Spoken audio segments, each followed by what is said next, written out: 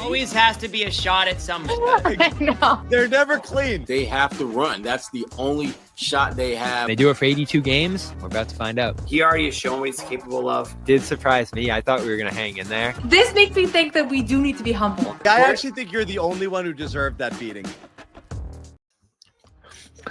What's going on, guys? What's up? What's up? I'm looking at a Derrick You're back White just lower in time for a loss, John. It's not why I'm here. Wow. Bobby with the early shots. We're not even, the intro isn't even dead yet. Damn. Bobby still shot. Damn, Bobby. Bobby, That was a tough one. I had committed to this game. I bailed out of the last one before I knew it was a win, and I committed to this game before I knew it was a loss. I have receipts. It's on the schedule. Okay, I'm load managing. All right. It's going to be a long season, guys. It's going to be a long season. Oh, you Looks like it through 10 games. Who are you telling?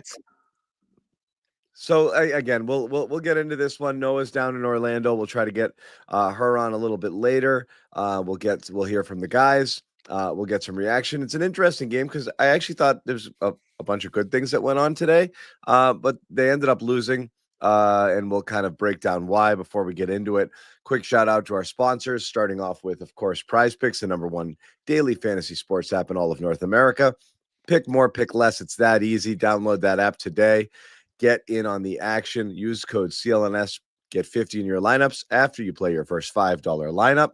And our pals over at Omaha Steaks. Yeah, it's a Celtics show, but we're doing the code Patriots right now, because that's where the money's at, guys. Go to omahasteaks.com. You want to order some nice juicy steaks, a holiday gift box, ship it off to your friends, your dad, whomever. Go to omahasteaks.com, 50% off site-wide sale right now, in addition to $35 off when you use the code Patriots at checkout. Let's get into this game, guys. And again, it was close. Bad start again, kind of like against the Wizards. You can really distill it down, Bobby and Sherrod, to just 2 or 3 crushing mistakes really late in the game. They're in this game. And again, inexperienced 96-95 with 6 minutes left. Yeah, Minot 96 turnover was a killer. The Minot turnover is brutal and so unnecessary. You know what I felt like watching that? That's like when I watch my 7-year-old play soccer and all the coaches yell is not to the middle, not to the middle. They're just like, because half the goals are scored because the kids literally just pass the ball back to the middle and the other team scores a goal. And I was like, why, of all the places in the world to throw that ball, would you do that? Devastating mistake. Kada misses a bunny. You got another bad foul there. You go from a 1-point lead to down 8 like that, and that was the ball game. And that's what it is. Just bad execution by those guys late. Yeah, and it's a reminder that, again, there are going to be some growing pains that this team is going to go through, and there are going to be moments where you're going to be reminded why these guys didn't play that much before, and why even though they've done some positive things so far, they still are going to have moments that are going to remind you why these guys haven't been more impactful up to now.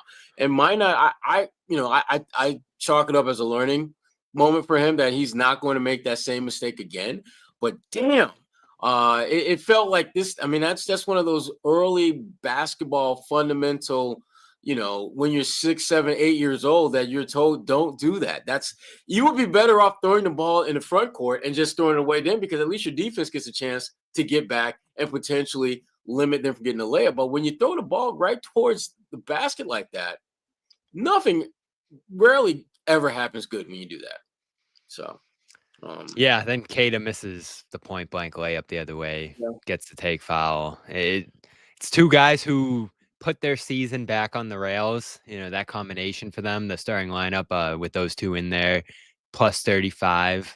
That combination since they starting together here through 6 games, and big mistakes by both of them cost you late in this one. And then the take foul right after it, Joe's head dropped to the floor. So. It's tough. You were in a great position to win this game. I feel like I've said that 3 or 4 times now this season.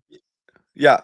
And Bobby, the guys who made the crushing mistakes, without them, you're not here. And again, right. I don't want to be a plus minus merchant, but at a point in the game when those guys were in there in that fourth quarter, when it was still close, all of your top plus minus guys were the energy guys. It was Kada at plus 16. It was Jordan Walsh. It was Ugo Gonzalez, and it was Minot. And then Minot just had a disastrous fourth quarter stint there where everything seemed to go wrong. But and if you remember, he almost cost them in that Philly game on Halloween with the 2 missed free throws and a couple crazy shots. So you get into these tight situations against good teams, and that's where those guys' impact does seem to diminish a little bit. And they have been a pretty rough team in these clutch time situations so far. You think back to opening night, they barely survived that game in Philly I just mentioned. Utah, disaster late with Kada right in the middle of that one on the Nurkic putback. So this is the position these guys are in, right? They're asking a ton from them. They're asking for a lot of minutes and max energy. We saw after last game, John, Kada like out of breath in the post-game interview there, despite having the best game of his career. They're putting a lot on these guys' plate, and this is your opportunity, right? Can you make the most of it? Can you be consistent? Can you earn your next contract with this opportunity? If you're them, they've done a ton already, but when you just keep asking for more and more and more from those guys, you're bound to have situations like this, and that is the story of this team. But you know, Bobby, I'm not sure. I don't think they're asking for more. I think just asking for consistency. And I think that's the challenge that these guys have is, can you play at the levels that helps this team win with some type of consistency? And I think that's the part about both Kada and Minot that they haven't had enough opportunities to showcase that.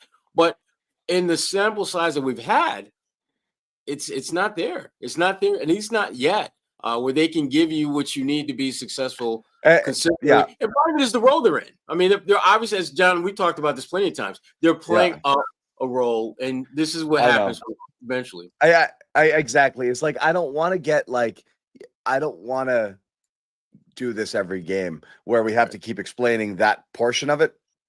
That's what it is. You have players who are not players who have a track record of consistently playing at a high level. You're going to get mixed results, and you're going to get not just mixed results game by game. You're going to get them stint by stint, and you're going to have a great Minot quarter and then a really bad one. You're going to get it from Kada still, who I love and who I think they're better with, on the floor, and the numbers certainly bear out there, but then you're going to get some of those mistakes that kind of get, are frustrating in critical moments. And sometimes you're going to go to that bench and you're going to look for a spark, and you're going to get zero out of some of these guys, like Garza tonight, or Simons the first outside of the fourth quarter, where it's just like, oh, wow, nothing. I got nothing out of these guys. And that puts the onus on your starters and your stars to be good all the time. And if they're not, then you've got a problem. And so, and you know what number is big from tonight, John? This is only the second time in Kada's career that he's hit 30 minutes. And there's a reason why he's playing that. And again, a lot of people made fun of the halftime interview last game. Post-game. Literally post-game. Sorry, when he looks like he just needs oxygen after 24 minutes or whatever that he played. Yeah, game and we asked it on the show last game, John. We were like, why can't he get to 30 minutes? Because he had been their best net rating player. He was like, why are you still talking to me? Yeah. So the natural question, can you do that in 30, 35 minute stints? Because obviously you don't want to play as much Garza if you don't have to. You don't want to play. And the problem, Bobby, you can't get there. Is it's not just that. You either get tired, Kada, who's going to be sloppier and make mistakes, or you get someone else. And the someone else, the drop is tremendous from what he gives you to the next thing. And again, credit to him for being as good and as valuable as he's been during his minutes on the floor. But also, it's just kind of draws attention to what we knew going into the season was the biggest glaring roster hole, which was their bigs. Thankfully, Kada is a plus. Kada was a question mark coming in. Without him playing the way he's playing, they're dead right now. Right. So he's been solid, but you can't get 35 minutes out of him.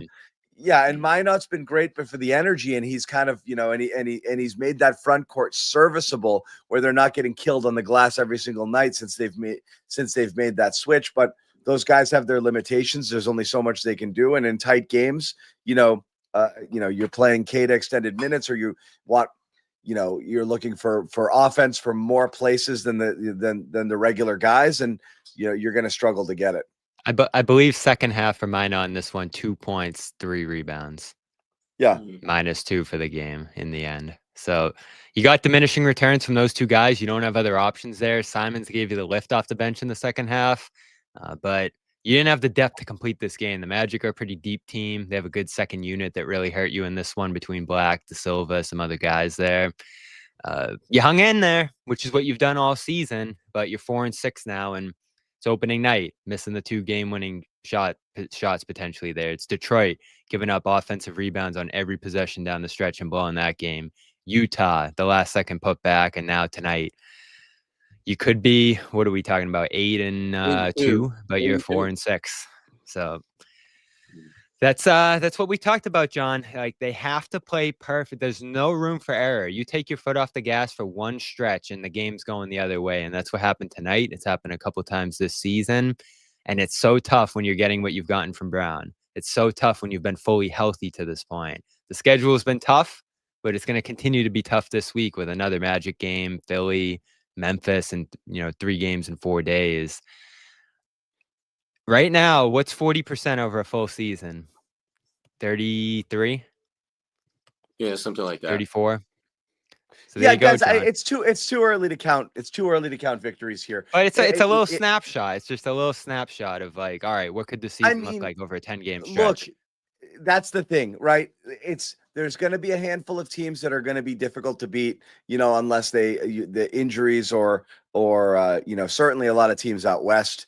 But again, thankfully, you don't have to play those guys a lot of times. But there's just some games on your schedule that are going to be an L unless there's tremendous shooting variance. The other team doesn't show up, second night of a back-to-back, injuries, whatever it is, blah, blah, blah, blah, blah. But I mean, those are going to be harder. Then you're looking at all of those jump balls, and it's like you're trying to figure out which class you're in right now. Are you in Orlando's class? Are you a tier or a half tier below them? Before the season, this was a high expectation team. They've been this is a team you would expect to lose to based on the talent, for whatever it's worth, but they're just not playing well. Offensively, they've been a mess. The type of system that they're trying to play, it just hasn't really worked for them. So nothing's really going, but just you look at them on paper, that your strength right now has been your starting lineup, and those guys, their starting lineup is better than yours. I mean, across the board, there's just got more talent on that team. And it just hasn't gelled yet for them, but it's a good team. Like, this is a good team. And it's a team that they've struggled with when fully healthy in the past. So they got a lot of horses here. You add Bane to the mix here. It adds another dynamic to this team as well. You got a lot of guys who can fill it up. So there's no shame in losing these games. It's just, you're trying to figure out where you are relative to everybody else in the East. So much of the Celtics' success was predicated on, well, the East is pretty bad, so they should have enough talent to hang on there. Well, wait a second. There's some teams that you thought were bad that aren't as bad. I don't know if I'm fully buying into Chicago. I've said it to, a couple of times now on the podcast, like Chicago, Detroit, Milwaukee, Philly have been better than you would have expected. Atlanta, Orlando, and Indy have been probably worse than you would have expected. So there's more teams exceeding expectations than falling below them. I don't know if exceeding. I do believe that for some reason, again, I think it's just that the logo and the jersey that just make people believe the Celtics will naturally be better.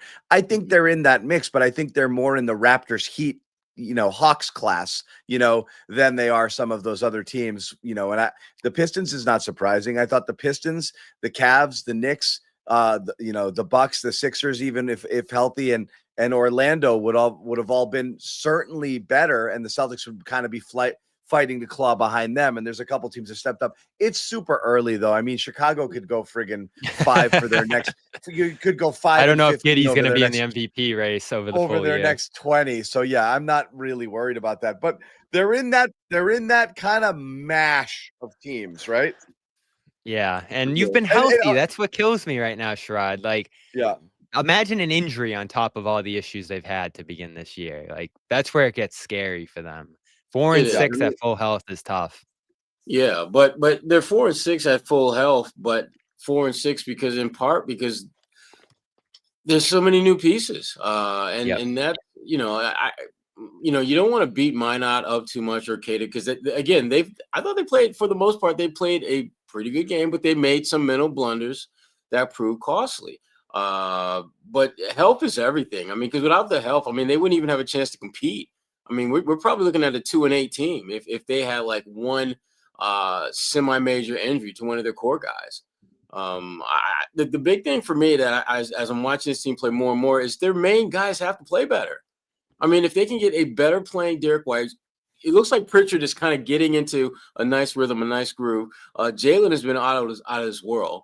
And those three guys need to be playing at a really high level because the margin of mediocrity is so slim for them. They can't play average basketball and beat teams because before average basketball for them was beating you by 7 and really good is beating you by 27, which they did often. This team doesn't have that type of talent and flexibility. They have to play well, particularly their core guys, night in, night out, just to have a shot at competing. Yeah, and I'd throw Simons in that, right? And we should probably talk about him, John, after the 2-minute first half here, which I thought was an I want to intriguing talk part of about this game. Simons. I want to talk about Simons. I want to talk about Jaylen. I want to talk about Derrick White. I think I'm going to say something that's going to piss some people off, but that's okay. But first off, let's hear from Joe Mazulla, and then stick around, and I'm going to piss you off. For a lot of the night, particularly in the fourth, there were kind of some tough plays like the pass around the basket, the take foul leads to 4 points on possession. What do you see kind of execution during that stretch when things kind of unwrap a little bit? Yeah, I think, like you said, I thought it was a good game, and the effort and physicality was there. We just have to be able to execute on both ends of the floor throughout a close game. And again, we always talk about win or lose. There's always 10, 15 possessions that you can get better at, and I think there was critical moments there that tallied up to those throughout the second, third, fourth quarter that we just got to learn from and get better. Coach, I know it's just happened, but because you have the game Sunday, is there anything in particular that you do different in your approach to make certain adjustments in that shorter time frame, that turnaround time? Yeah, I mean, we'll obviously just go back and watch the film and kind of see, obviously start with the things that you can control, the transition. They had 29 points in transition. Obviously some free throws there, critical free throws that we could get better at, and then just offensive execution. So we'll take a look at that tomorrow. Joe, this is the second game in a row where the other team got off to a pretty hot start, and the first quarter deficit was pretty immediate. Was there any correlation between the two games of stuff you think you didn't do well at the jump, or was it two separate instances? No, I mean, I think they got out in transition in both games, and I think they shot 7 for 12 in the first quarter from 3. So I think it was a little bit of a hot start by them from a shooting perspective, but there was some transition there that we could definitely that we can clean up for sure. And you guys are running this chaotic defense in the half court, and then on offense you're sending a lot of guys crashing. It feels like that can maybe not necessarily hurt the transition, but when the other team is running so fast, the mismatches can get crossed on the other end, and that can take you out of that help for each other defensive style. Is that something you're seeing? Do you think are there ways to get better at the transition defense, or even off makes when they just take it and push and things get scrambled? Well, I mean, it just depends on what type of shot. I think the Bankero one, that was a 12-footer. It's also what type of shot that it was. Yeah. But there's definitely 5 or 6 possessions tonight where we gave up a layup regardless of the defensive our offensive result that we had to clean up for sure. Joe, you guys open up that third quarter with a 10-0 run. What changed? I know this game is about a game of momentum shifts and changes, but what sparked that run? How do you sustain that moving forward? Yeah, we just did a good job controlling things. They didn't get to the free throw line. I think they had no offensive rebounds, no second chance points in the third quarter. So we were able to control that. We were able to control the transition, and I thought we executed well on offense.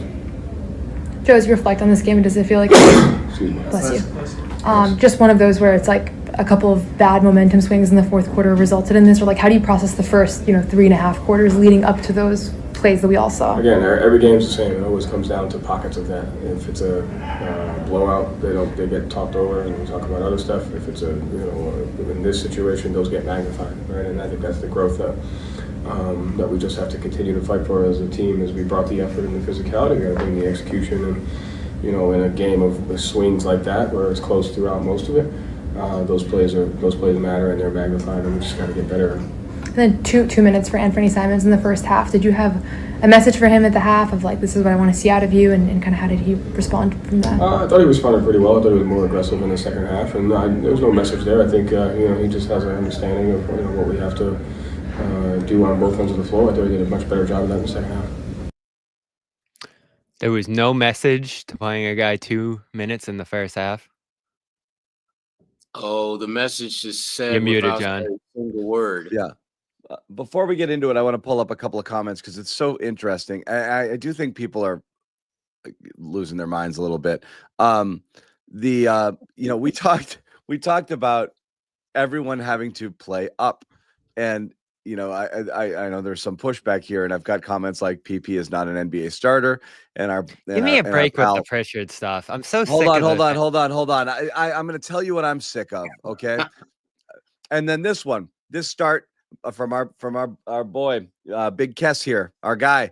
You know, all the D White All-Star convo and proper perspective. It's a whole different kettle of fish when it's time to D1 be for real. That's absolutely right. Derrick White is struggling right now to generate his own offense without all of the players around him that you know, create that kind of gravity. I am really confused because, and here's where I'm going to lose my mind a little bit. Derrick White's not scoring. He's not shooting well at all right now. Derrick White is not playing poorly. The entire basis of my existence around Derrick White was when he shot like ass when the Celtics first got him. Everybody who knows ball told me I didn't know ball because I wasn't looking at all of the other stuff that he was doing. And now everyone has lost their minds because he started the season on a cold shooting stretch. And I don't disagree with that point Kess made. I do think it's going to be harder. JB is the only guy on this team whose life doesn't change in the sense that he's the same guy. Give me the ball and get out of my way, and I'm going to score. And that's what he's doing. That's exactly what he's doing. That's what he did even when Tatum was here, or when Tatum and Porzingis and Holiday and that's what he does. For him, he can play the alpha role. That's in his DNA. It's never been in White's DNA to be a 1B guy, so it is going to be harder. But he's not playing horribly. He had a 10-assist night tonight. He made a lot of good basketball plays, and he actually shot the ball okay. He's not hitting it from three. But people have turned on White in the craziest way possible because I'm shocked by how many people have turned against White here. He was legit untouchable. Right now, like an untouchable player that could do no wrong, and everyone's lost their minds here. Am I missing something?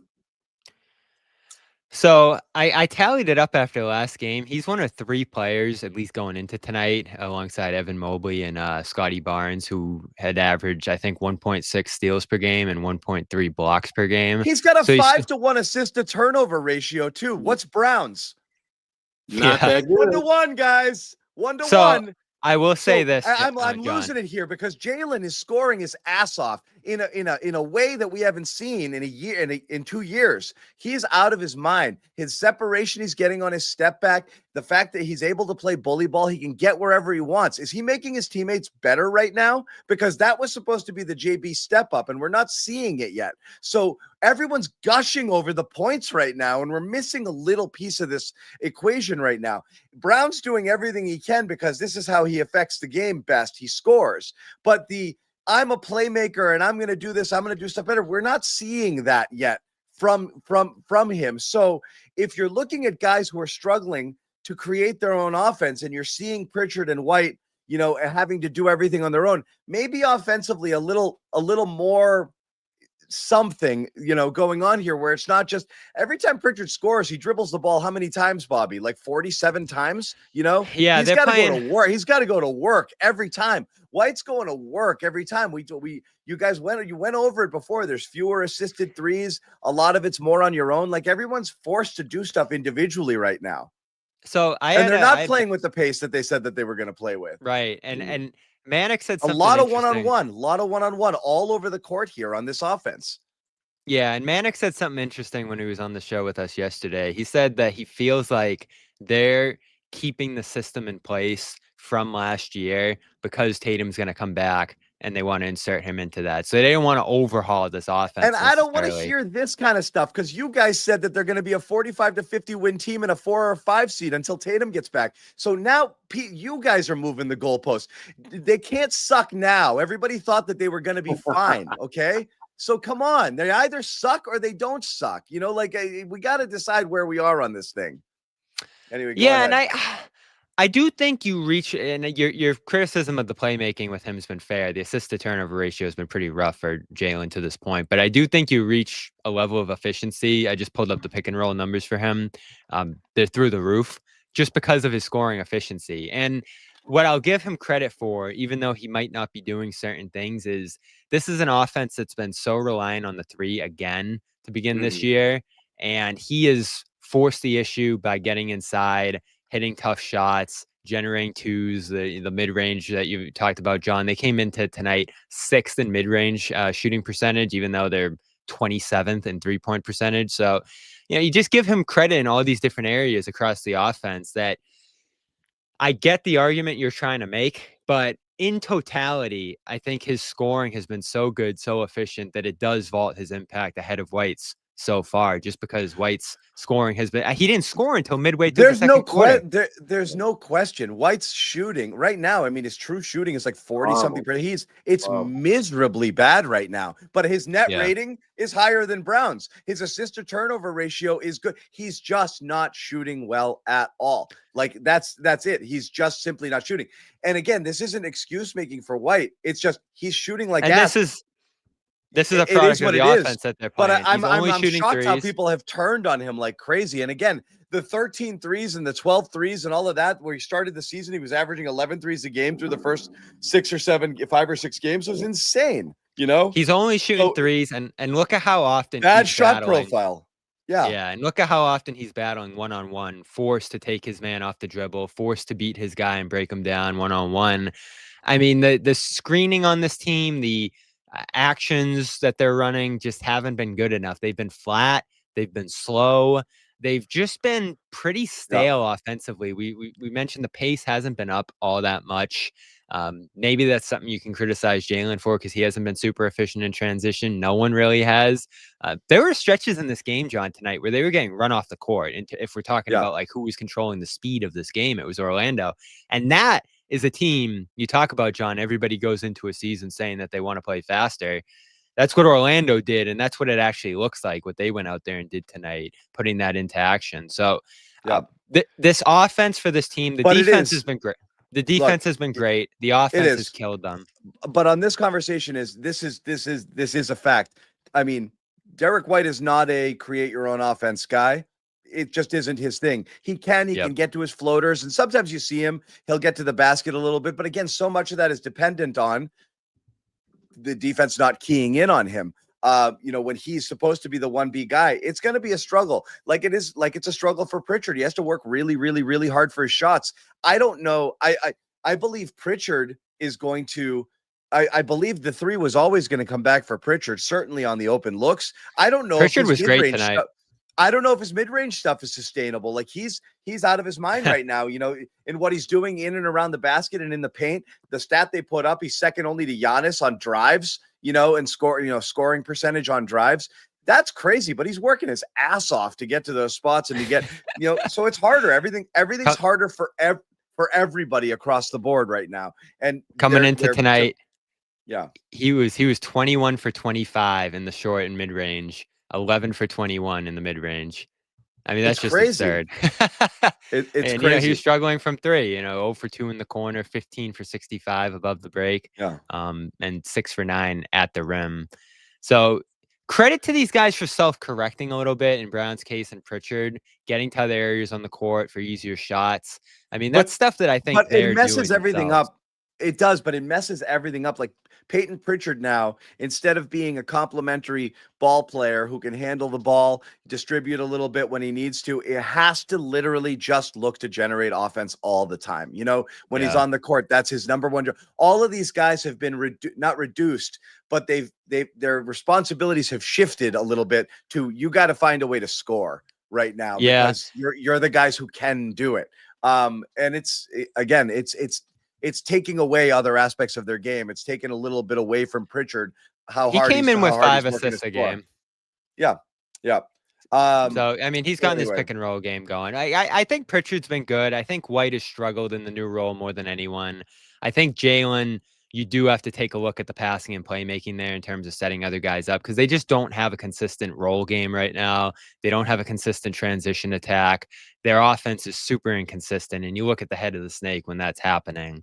So those 3 guys have an enormous level of responsibility on their plate offensively. And I'll go back to Simons, because you thought he'd be part of that dynamic to begin this year too.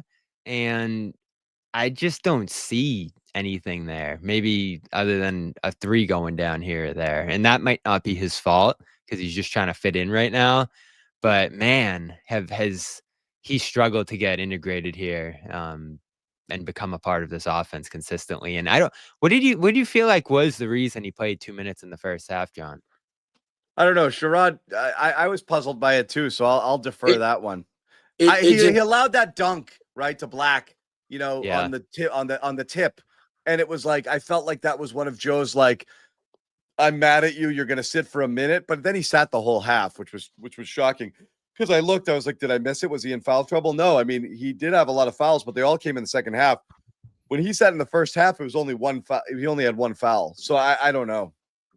No, it just didn't make sense to me. And I don't think it made sense to a lot of people why he didn't play, unless the mindset was that we need to go with our best defensive players at this point, which doesn't really make a whole lot of sense considering how early things were at that point in the game.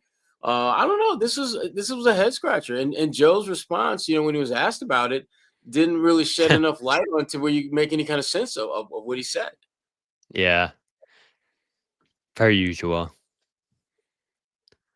Yeah. So I'm not really sure on that, but we'll hear from a few guys in the locker room, see if we get it. I do want to tell you once again about our pals over at Prize Picks here. And again, by now, this show, all shows here at the Garden Report and CLNS Media Network are brought to you by our pals over at Prize Picks, the #1 daily fantasy sports app in all of North America. Don't miss any of the excitement this season on Prize Picks, where it is good to be right. It's a simple game. You pick more or less on 2 to 6 player stat projections. You get your picks right.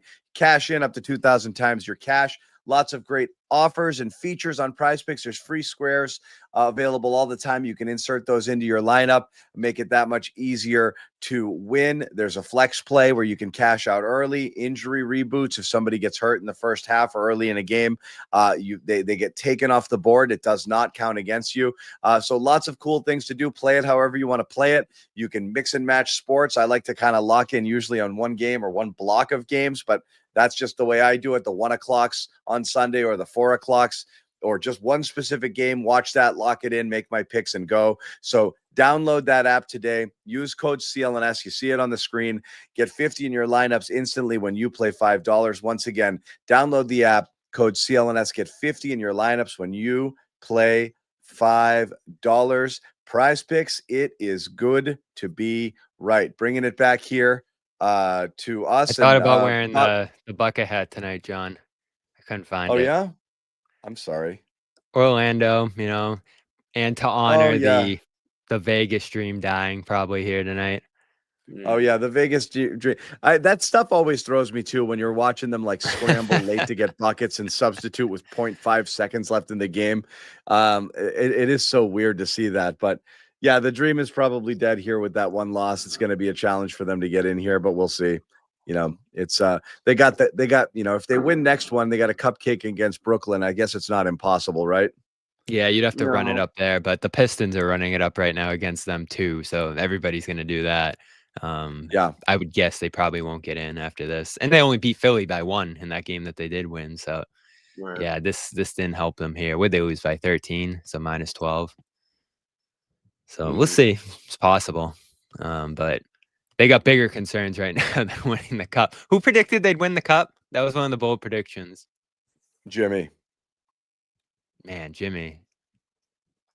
Still waiting for the no 2-pointer game too. What the hell was he thinking with that one?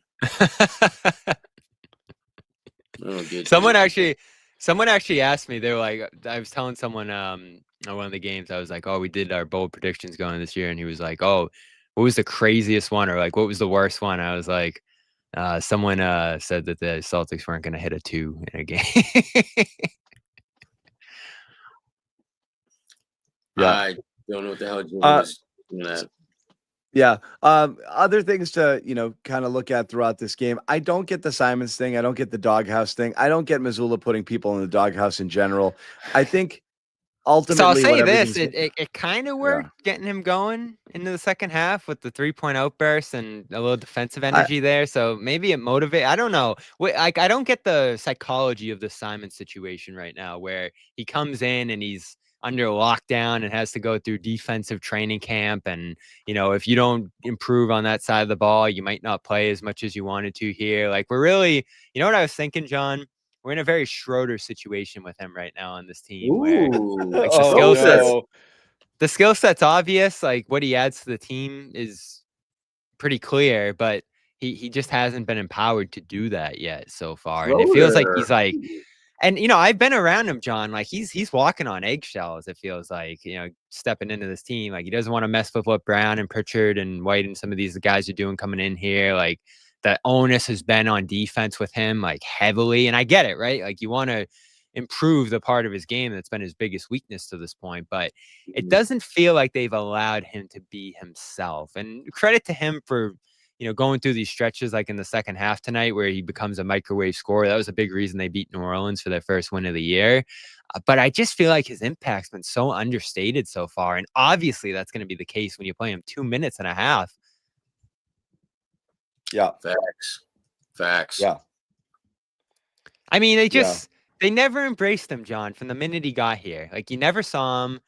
He never got talked up until they really had to. And now he's just been an understated part of what they've done to begin this year. Like, it just doesn't look to me like he's an important part of what they're doing now or going forward. And it's unfortunate because you do remember what he was at his best in Portland. And you wish you could tap into that a little bit. Like, have we even seen like a shade of that to this point? Simons? Yeah. Like maybe in that New Orleans game against the worst team in the league. I don't know. It feels to me that this is where I struggle with Joe's philosophy on some stuff. And I tweeted something about Kada in this regard as well. Like everyone can't be who you want them to be. You got to just kind of let them be who they are. And then hope that the positives outweigh the negatives. Like Anthony Simons just needs to get 15, 16 shots a game. He's just got to be out there and he's just got to chuck it because that's what he does best. That's how he's going to help you best. Then you hope on the other end that he can stay flat, stay even defensively and not be a total liability. But you're not putting him out there and trying to expect the same things that you're getting out of the Walsh or the Ugo minutes in terms of energy and active hands and rebounding and all of those things. It's simply not going to happen. Like he's just got to be that guy. You just got to lean into it. I hate this idea of like, I want to play a certain way and certain guys don't allow me to play that way. I think you run into this with Kada as well. And that's what I tweeted. It reminds me of the early days of Rob, where they want him to be a thing and he's not exactly that. And then they just focus on what he can't do and they get frustrated with that. And then you step away and you're like, wow, he was a plus 20 and his on-off numbers are ridiculous. And his net rating is the best on the team. It's like, well, that's fucking that's good. Good is good. Bad is bad. It doesn't have to be good the way you want it to be good. And so right now you're struggling to get the things that people do well out of them right now. You're getting nothing out of Sam Hauser right now. Nothing. You're not getting anything out of Simons. You want to be a team that can shoot threes and spread the floor, and your two best shooters are a mess right now. Like they're not right. If you're going to rely on the three. They're not part of this thing. So it's incongruous. You have one unit that can play this way and another that can't. And if those guys are out there, what are they supposed to be doing? Like the whole thing is weird and messy. And like, I think, still trying to fit pieces together, but you're not getting the good stuff out of those guys at all. And I this think that's a failure. That's a failure of Joe.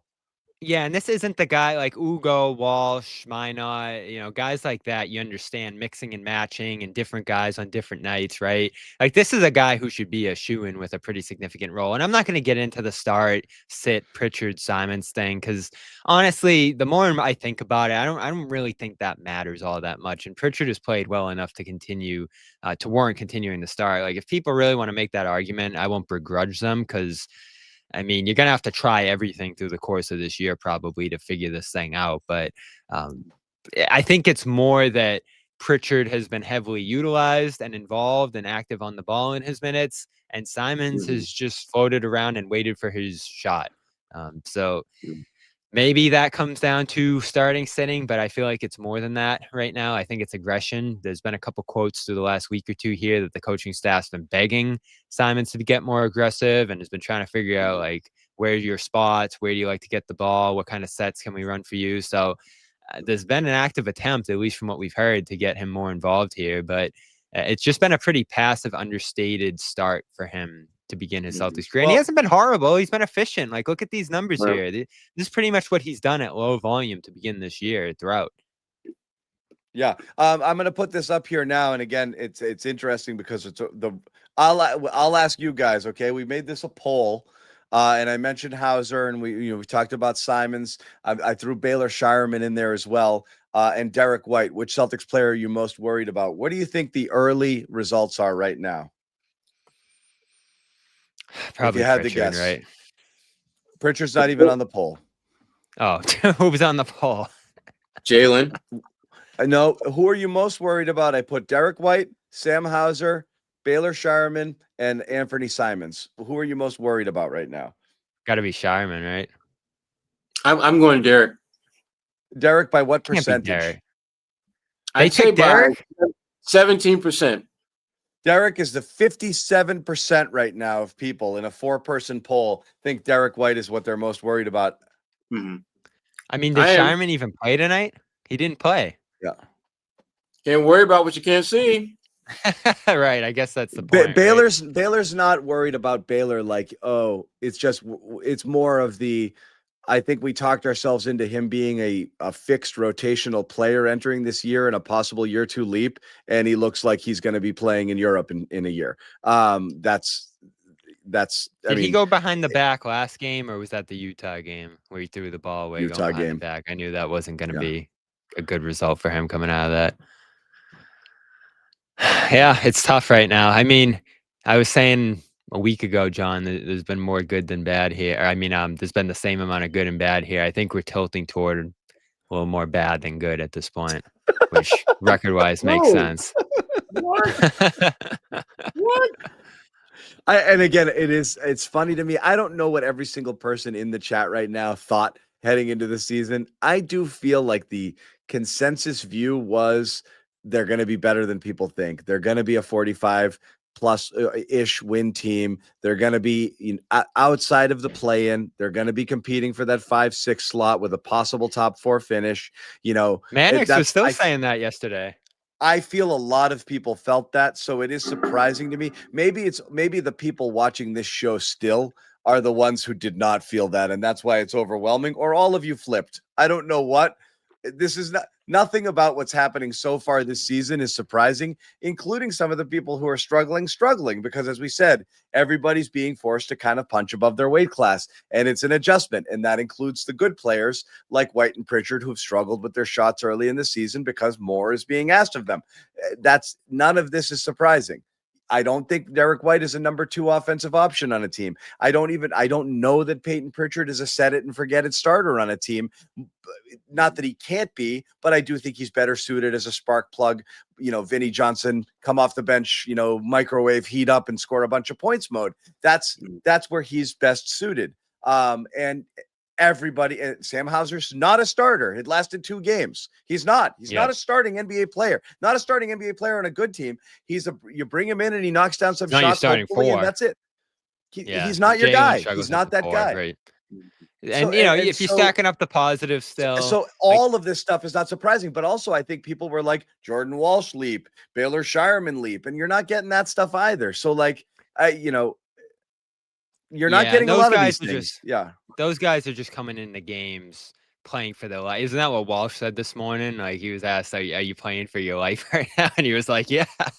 So it's just a pretty frenetic, scrambling effort from a lot of those guys coming in rather than them fitting into a role and showing progress in certain areas of their game. Even for Ugo, just starting his career, like, he's basically flying around out there. And it's great to see that he's surviving NBA minutes at 19. But even he's being asked a lot in his role right now. And sometimes that gets the best of him when he has to guard Kevin Durant in Rockets Celtics. Like, that's just not going to go well. And he picked up 3 fouls in that first half. So everybody's being stretched thin here. Everybody's being asked to do way more than they probably should be asked to. And listen, credit to Jaylen, who's been efficient and consistent and available every night in his role. I think he's proven that he can carry a team to competitiveness. Even a flawed roster like this one, he's done a lot, even with some of the criticisms you made earlier, John, that I think are valid. The defense, I think, is a feather in Joe's cap. And I was going to come in here and do the victory lap over the turnover thing until they, completely collapsed in that department late. But they came into tonight like +6 per game in turnover differential when the second place team was like +3. So I thought that was a legitimate accomplishment, and they've won the turnover game now in all 10 games. So that was their strategy coming into this year. It's been an effective one. It's only led to 4 wins out of 10 games. So how effective is it without other stuff involved there? They've stabilized the rebounding thing. So listen, we're basing this team this season on a recent standard to some degree, and you're basing it on a uniform. Yep. Yes. And based on what they have right now and what they're rolling with and their deficiencies, I mean, 4-6 is a little disappointing if you thought that they were going to exceed expectations this year, but this might actually be them getting every little thing that they can out of this roster to this point. We're going to see what that ends up becoming here. Maybe. I will give Joe credit. Like, people are killing Joe, John. I feel like Joe. No. I've normally given Joe credit. I like I said, I hate the blame it on the coach stuff. That's like Jimmy and I always joke about this. It's like, it's the parents who blame every single thing on their mediocre children. It's not them. It's the teachers. It's the coach. They don't have a great mix of students in the class. There's troublemakers, blah, blah, blah. No, it's your kid is average. Your kid is an average kid. Live with it. Okay. It just is. Most kids are like, just accept it, but they can't. And that's what a lot of people are with the Celtics. Like, they can't, it's gotta be the coach. My only gripe is the insistence on, doing it his way or the highway. It might be working in terms of motivation or getting guys to understand this is what it takes to play for me. And I don't normally mind that. I'm just saying, on a team right now that has just, a major talent deficit over the better teams here, the guys who do what they do well have to be afforded that opportunity to do it well. And I don't know that you're getting that across the board right now, because you're messing with them, like I said, and the Simons house or whatever it is. They don't have a rotation. And they don't have a rotation, and he's kind of just feeling it out each game. And I know he said at the beginning of the year this would be their superpower, but it's messing with some people. No, I didn't believe that from the second he said it. I didn't either. Speaking about it, let's hear from Anthony Simons about tonight. 2-minute stretch. Things kind of went rough for you guys as a team. What was your view of what you were doing during that stretch, and what was his message to you? In the first half, I think Jay Walsh and Hugo came in and changed the game for us, got us back into the game. I think it was pretty much that simple. All you gotta do is control, and when you get out there, do your best to impact the game. And I think, Jay Walsh and Hugo was doing the best at that. They got us back in that game with all the energy plays and stuff like that. So it's really that simple to me. Was that missing previously? That energy, whether from you or from the team? I think as a team we got to a slow start. Obviously they was making threes. But I think we did need a burst of energy, somebody that can come in there and just, rough up the game a little bit more. And so I think they gave us the best chance to do that. I feel like there were a lot of compounding turnovers at the end, a errant pass, a take foul. Like, when you get in that spot, how hard is it to like snap out of the mentality of like everything is going wrong and sort of switch back to momentum? I think it's just, just being more attentive to what's going on and valuing those possessions. Those could be, growing pains, us as a team being in those positions together for the first time. And I think we're going to, as we go through these, situations, I think we get better at them. I think this is one tonight where we can learn a lot from, especially at the end of the game as well. 10 games into the season, where do you feel like you guys are at compared to kind of where you want to be? Not even the record speaking, but more just the way you guys have been playing? I think for the most part tonight, I think we played pretty well. I think obviously them making all those threes didn't help our case at all, but I think for the most part we can live with them making all those threes, and as long as we playing the brand of basketball we want to play, I think we all can live with it. And so it just got to be a consistent thing each and every night where we're coming in and playing that type of way for 48 minutes. How do you keep yourself engaged when you're scoreless through 3 whatever quarters and then you start to just cook from behind the 3 in the 4th? Like, how do you continue to tell yourself, or whatever it is mentally, that you're still going to play your game and knock some shots? For honest, just experience. You know what I mean? Like earlier in my career, that those type of things would happen to me a lot, and you just gotta relax and understand the situation you put in, and go out there and play the game. How you know how to play and be confident in those situations. And as long as you're confident in situations, I think whether the shots go in or not, you can always live with those results. And knowing that you went out there and put your best foot forward with the talent you did have. What's the balance when a team you obviously would prefer to shoot threes starts making them? What's the balance of they're hitting tonight, or potentially, hey, we're not guarding them still as well as we should? Yeah, it's definitely a hard balance. For a team that might not be great at 3-point shooting, and they making those type of threes tonight, it's kind of a balance. But next game you just gotta adjust. We play them obviously on Sunday, and so we just gotta adjust and just continue to play the brand of basketball we know how to play, and just adjust to how the game is being played and the shots they're making. What changes from a game plan perspective when you do have these back-to-back games against the same team? So I think it's worth pointing out 2 things I don't love, 2 things I hate talking about, Bobby, and you know this. I hate talking about refs. I hate talking about shooting variance. That being said, Orlando being unconscious from 3 is not something that you can expect. And the game tilts a lot if they don't do that. And I think that it's fair here because that's just not who they are. And this wasn't just shoot, it happened with Houston too. You've got guys knocking down threes that don't always knock down threes either. That game spiraled because of that. It got ridiculously out of hand because they hit literally every single corner 3, even though the Celtics weren't defending them well. That doesn't always happen here. So I think that that's fair. Another thing I want to say is credit to Simons. He could be pissier right now, and he's not. He is, in fact, for a guy who's been in the league several years, has had success in the league for several years, has been a starter and been a relied upon scorer, who's playing, to start games, to finish games. Right now he could huff and puff a little bit and have a little attitude. And he sounds like more like a first or second year guy who's trying to earn his minutes, which is a credit to him at this point. I don't know what he's thinking and feeling inside, but yeah, I mean, I'll give him that.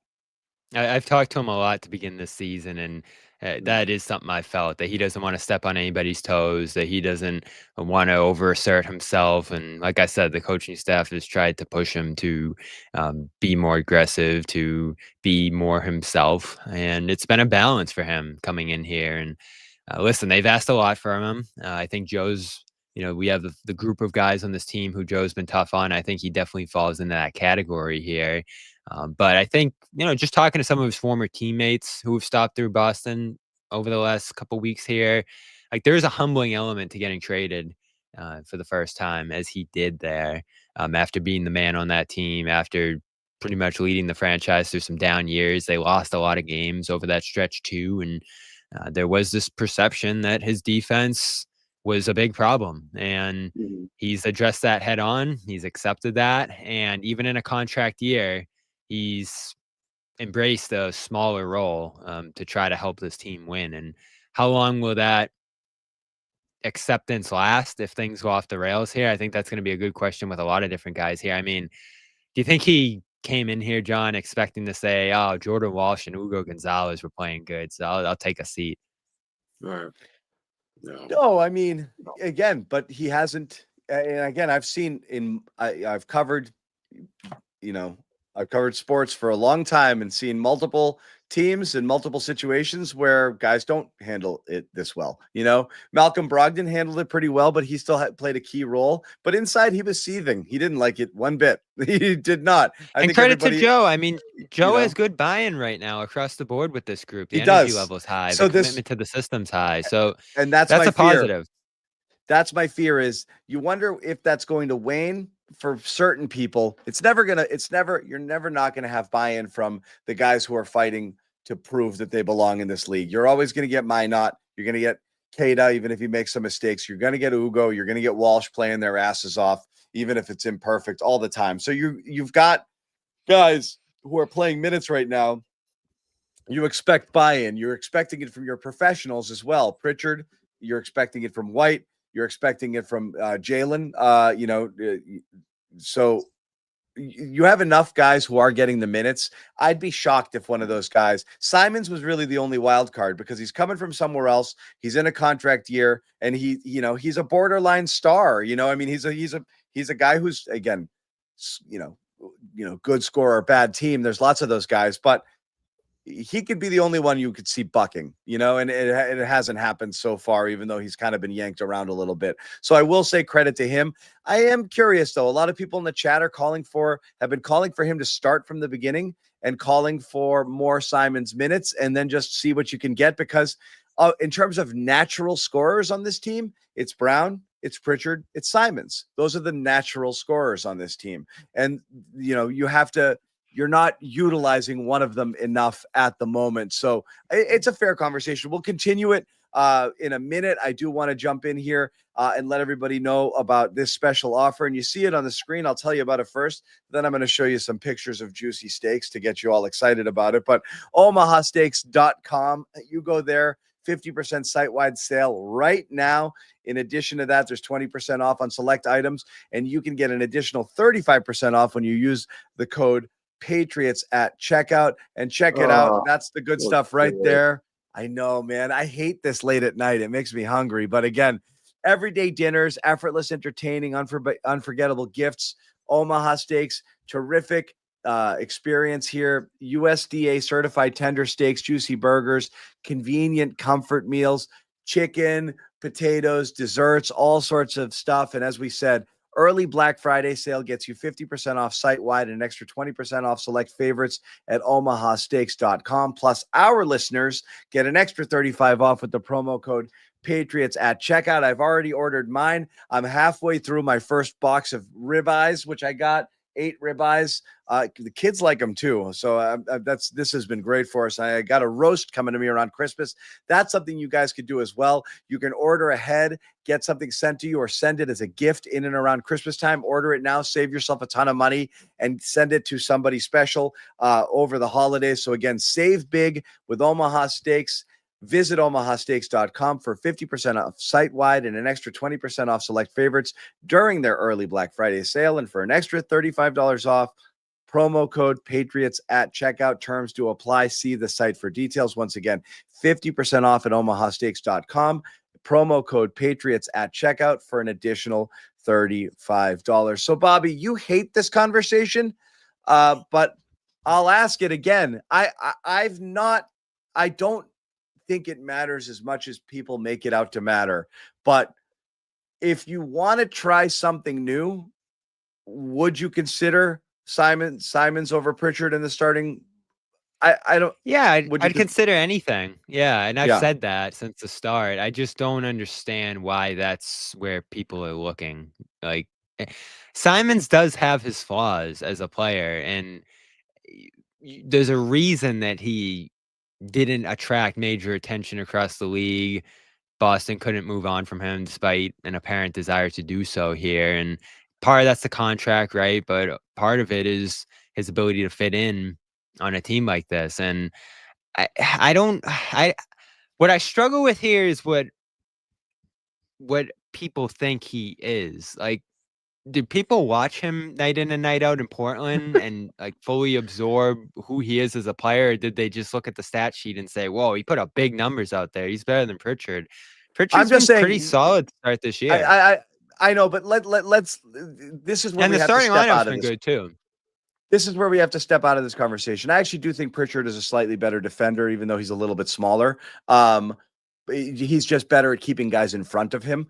Simons sometimes can get lost a little bit or gambles. But athletically, Simons should be able to do everything Pritchard does offensively, even though he's undersized.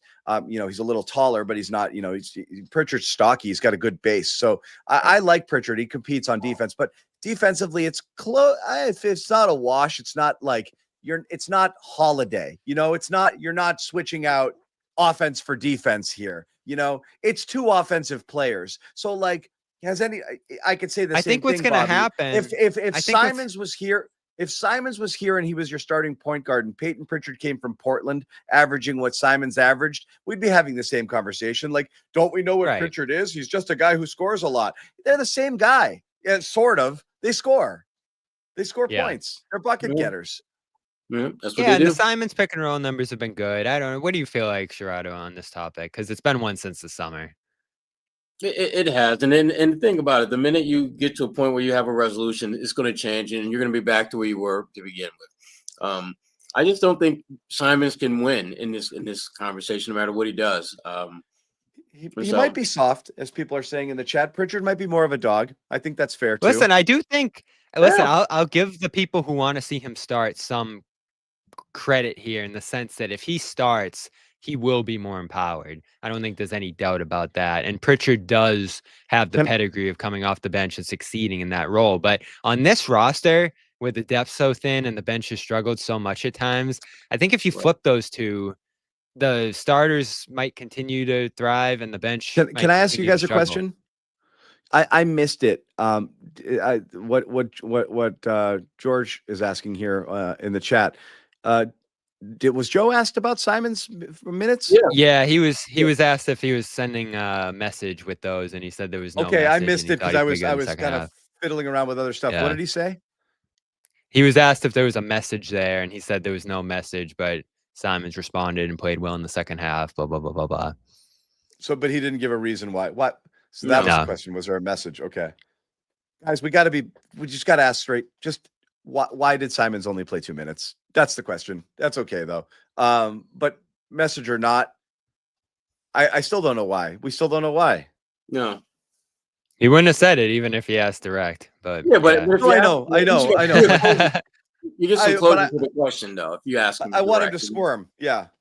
Yeah, he's tough. Right. I mean, it's tough to get anything out of that guy after a game. But I think what you're looking at here is what Simon said, that they were going to hustle guys, energy guys after a poor effort competitively against, the main Orlando guys with Simons and the others there to begin this game. I thought Orlando ran them off the court in the opening minutes of these games. You mentioned the dunk, John. I mean, this was just a physical domination to begin this game. And it is crazy to see that after, I thought the Celtics fought hard in this game and the Magic were just better.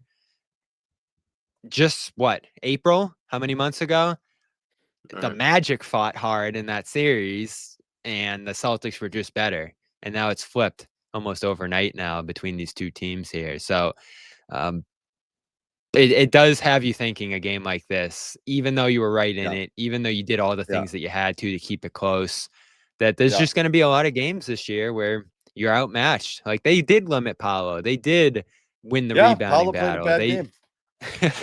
They did a lot of really good stuff here, but the shooting's just so bad right now, and you never get to the free throw line, and you're overmatched in the front court sometimes. These are hard. It's hard to maintain. It's hard to sustain their level, their offensive output, considering their shot profile right now. Because again, there's so much coming from Jaylen Brown and Peyton Pritchard in that mid-range sort of world, which is kind of, again, they're playing so well, but can't argue with what Brown did. Certainly with the first 3 quarters, he went on an absolute heater. I'm super impressed impressed for a guy who I didn't even realize. We were kind of saying like, oh, he doesn't really dunk as much. No, he doesn't dunk at all. I didn't realize tonight's was his first dunk of the season, which is insane.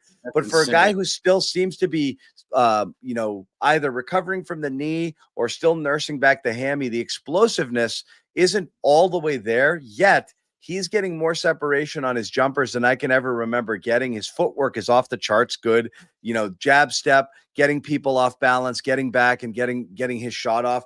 The bully ball, just getting to the rim. And again, without going up and over people, he's just able to use his body and fend people off and score easily. However, Bobby, you've been dying to say something. 2 points in the fourth. 2 points in the fourth quarter in this game. He had something interesting to say about this, by the way. We should hear it. And he had something interesting, Bobby. I'm setting it, Bobby. This is what I do. I'm building towards this. I'm setting it all up. 2 points in the quarter. I'm so excited to hear this. A lot of people are like, oh, it's fatigue, or he's carrying people on his back and he's tired. Jaylen had a different explanation for why things went wrong. And again, I don't know where it is in this interview, but this is his post game from the locker room. Anything you change kind of in the approach down the stretch there? Down the stretch, what's the question? Yeah, that stretch. I love that. I love JB's. What's the question? You kind of took over the game, but in the fourth. I heard words, but I didn't hear a question. But more of the struggle. What kind of shifted? Did they change up their coverage on you? Was it, just different things transpiring? I think in the fourth quarter, I think the officials made their point. So I get it. I'll keep my mouth closed. Ooh. What do you mean by that? Ooh. I get it. I'll keep my mouth closed. Jaylen, down the stretch of the game, there were a couple turnovers, a couple momentum plays, like, Josh throwing a pass the wrong way. How much Follow that do you think you can, how much does that affect you guys mentally, like having to battle against those sort of momentum type plays? And, what do you think went into those, sort of compounding mistakes down the stretch? I thought we played hard. I thought we played physical. Thought we it is a good made shirt. Some mistakes that cost us at times, but I thought we had a solid fight to this game. A very physical team. And The fashion police, go get Bobby. Just things didn't go our way, I guess. Jaylen, 10 games into the season, it feels like outside of the Utah game, you guys have been pretty happy with the effort in general. Where do you feel like you guys are at compared to kind of where you want to be? I think we're moving. I think we're growing. I think we're getting better.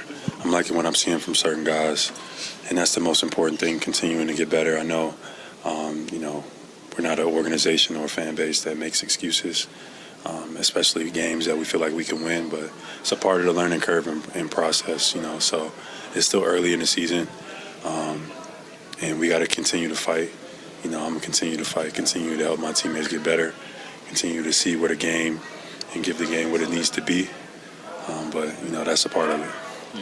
You have stressed a lot of patience, and obviously it's a young group, but what can you do to kind of speed up the process so that you don't let opportunities like this one slip away? You be aggressive, and you got to pick and choose the spots in the fourth quarter. I missed some good looks that I could have got my feet set just a little bit more, and then it compounded, turned in some turnovers, and then they scored.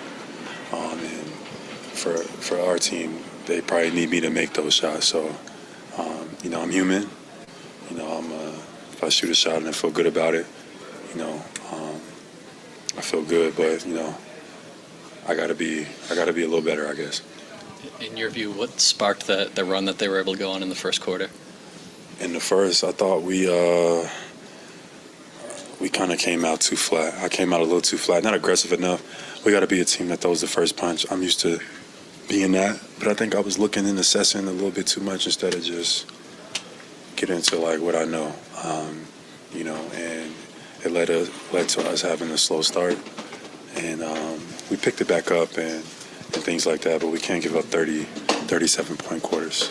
Obviously, it seems like you think the refs are out for retribution after what you said the other night. When you say something like that, do you fear them kind of coming back at you and changing the way they... All I said is I'm going to keep my mouth closed. I'm going to keep my mouth closed. 6 games this season with 30-plus points, 3 straight. What allows you to find that level of consistency day in and day out? Just being aggressive, getting to my spots. Even today, physical team, I feel like they were grabbing me and pulling me, trying to knock me off balance, but just what I work on every day is just being consistent, staying down, couple shots that I wish I could have back, settled them maybe a little bit. From three, maybe I could have got downhill a little bit more. But, if you're getting downhill and they're not giving you that whistle, then it looks like bad possession. So, maybe I could not settle a little bit more, but, I'm also trying to get to the free throw line. John, where do you feel like you're at physically now? First dunk of the season tonight. I know you were dealing with the knee last year, the hamstring. What's the... That's crazy. 10 games, first dunk. That's not something that I'm accustomed to, but, starting off the year with an injury and then kind of the schedule, how it's been to start the season, back-to-backs, the travel schedule, being on the road, a lot of like 5 games in 9 nights or whatever the case may be. Just trying to get my feet up under me a little bit is what I've been focused on. And as the season goes on, I'll feel better, more strong, and it'll be some more dunks coming soon. I promise you guys. Thank you. I'm glad Noah asked that question because it's fair. Like, anything wrong? Why no dunks? Right. Who knows? Anyway, interesting that, he's insinuating that he gave the refs grief against Utah, and that came back to bite him now. I don't understand that. It's not a crew. It's not a carryover. It's a strange conspiracy theory here. So I don't, know that I'm 100% down there. Maybe Noah, who was in on the interview, can lend her insights as well. Let's bring Noah on here and ask. Noah, we just played Jaylen Brown's post-game sound there about the referee situation. What do we think is happening there? Your name is double stacked. It's very interesting. Anyway, there we go. All right. What's your take on that situation there? You think he was getting a bad whistle or no whistle in the fourth? Is there anything justified there? I definitely find it hard to believe there's carryover from a previous game with a previous crew, and then they talk to these guys and now they have it out for him. So that seems a little far-fetched, but maybe he wasn't getting the calls or he was getting bumped, or what was your read on the situation? Yeah, can you guys hear me okay? I don't know, I don't know if he was specifically insinuating. I mean, it sounded like he was insinuating that his previous comments and the officiating carried over into tonight, but he's also been talking about pretty much all year that I think he feels like teams are able to be really physical with him and he doesn't get to the line. And I don't think that's a conspiracy theory. I think that guys like him, Giannis, like these guys that are a little bit bigger and stronger than the guys that are guarding them tend to sometimes, defenders can get away with more. I think about it all the time. Derrick White would go to the line for the same kinds of plays that Jaylen might not, because maybe Derrick White fell and Jaylen didn't. You know what I mean? So I do think there's something there, but I don't know if he was insinuating it was about the officiating from the whole situation with the Utah Jazz. Obviously, that was the wrong call, and he was upset. He didn't get fined, so I don't really know what to make of that. But he, I think he did not really want to get fined tonight, but he also wanted to make very clear that there was something with the officiating that he was not happy with. And I did notice during this game that these teams are very physical with him, and especially where Orlando, we had pretty good media seats. Like, I have a pretty good vantage of the court, and that's the kind of thing I feel like I can't see on TV, and I can't see it when I'm far away in the media seats. But there was a lot of grabbing and a lot of pushing and everything. And I mean, part of it's part of the game, but I do think that he's one of the guys in the league that kind of deals with it more. Yeah, he's 38th in free throw attempts, probably a little lower than I expected him to be, and he does deal with it to some degree. I agree with John that it's hard to imagine carryover from Utah, but I do think we've seen visibly from him on the court a lot of frustration with the officiating to begin this year. Now, I'll say this. They're utilizing the pulling, tugging that's been allowed across the league now and has been well documented and spoken about to this point. As much as anybody, it's been pretty central to the plan that they had defensively to begin this year. So I'd have to go and look at everything to see how much they've benefited from it versus how much they've been hurt by it. But it is understood that this is how the game's being called now. It was a shock to everybody halfway through the year, 3/4 through the year last year, when the officiating standards or emphasis changed, which was really strange. But going into this year, everybody had a pretty good idea how this was going to be called after the Oklahoma City stuff and after the Celtics Magic series that we just watched in April, where that was a pretty big conversation coming out of it. So it sucks. It's frustrating to deal with, I'm sure, but it wasn't totally unexpected to begin this year. And that's where the league's at right now. And his head coach, Joe Mazulla, said he loves it. He thinks the game's in a great place with where the physicality is and what's being allowed. And so the coach loves it. Jaylen, not so much. Yep. I don't know that that's... Go ahead, Noah. No, I wouldn't necessarily say that Jaylen doesn't like the physicality. I think that he can play physical as well. I think he feels, and I'm not going to say that I know for certain, but I think he feels like he doesn't get the same whistle as other guys.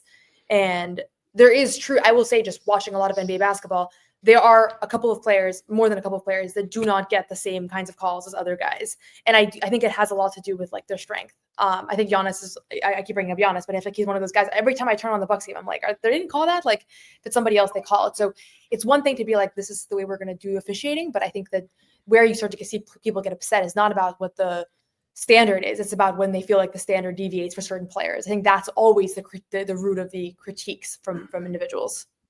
Yep. Noah, you asked there at the end, we'll just stay on this and then we'll circle back to the game itself.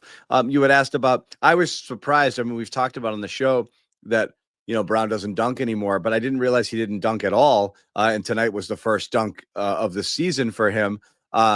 He's tried a couple times. He's gone up in traffic and pulled it back and been fouled or, not able to execute it. So I don't think it's like there's no lift there, but it does seem if there isn't something lacking in his legs right now, he seems to be conserving or some of that energy where normally he would be making more of an effort to go up and throw it down. He hasn't been, but also he just really hasn't needed to. There's maybe like one or two situations all year I can think of, like, oh, he should have thrown that one down. It's not affecting his ability to score at all, but it is definitely noticeable. What was your takeaway there, just in watching him, and then just his answer to you? I think because he had this offseason knee surgery from the beginning of the year, I was like, okay, this plagued him, and obviously like meniscus tears are always something that you don't know exactly how the player is going to bounce back. So from the jump, I was like, okay, like how is he looking? And then the hamstring thing kind of threw a wrench in it, because then it became unclear if like, is that what's really limiting him?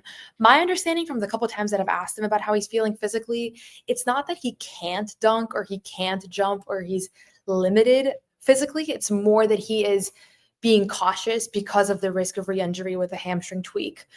That's what he explained, at least earlier in the season, that within the first few weeks of the season, he was worried. So he was making certain movements or avoiding certain movements, which was also kind of what he was doing last year with the knee, where he was avoiding certain movements. So I don't think he's 100%. Are these guys ever 100%? I don't know, but you can see that there are moments where he just lays it in on the break, where Jaylen of 2 years ago 1000% dunks it, but it doesn't really matter because he still makes the layup, right? But I do think tonight it was good to see him like throw one down, and he has been looking better to me over the past like week or two than he did the first week or two of the season. What are we, 3 weeks out from the injury? Something like that, maybe 3 weeks and 2 days, if I have the math right. Yeah. But he's had hamstring things before, so I think it's being cautious, and he really doesn't want to miss time and all of that. So, he's looked great. He's getting to his spot. He has the lift that I don't think he had last year throughout the playoffs and later in the season. But I still sometimes I forget how explosive he can be. Like if we think about like prime Jaylen Brown, like he had a certain athleticism that I still don't think we've really seen yet. So he said it himself. I think he was kind of surprised to hear that it was his first dunk of the year, because like that's very much been a big part of his game. I think what we're missing from him right now is the transition game, and that's probably where he's lost his effectiveness from this, if we're going to look at the numbers here, because in the half court he's been great. Pick and roll, he's been outstanding. Came in tonight the 25th percentile in transition, which, as we said, we thought we'd see more speed, more pace, more effectiveness from him in the open court. That hasn't really been there. And I don't know if that's because they've struggled on the boards or he just hasn't been able to push the pace at times here. But, when we're looking at this offense right now, Noah, and it had the defense has been great. The offense has struggled to begin this year, and it's the reason that they're 4-6 right now. I think the missing element right now is that transition game, that pace that we thought we'd see this year. And whether it's because they have fallen in old habits, or Jaylen hasn't been able to push the ball as much as he would be at full health. Like that just hasn't been there. And do you have any idea why that might be?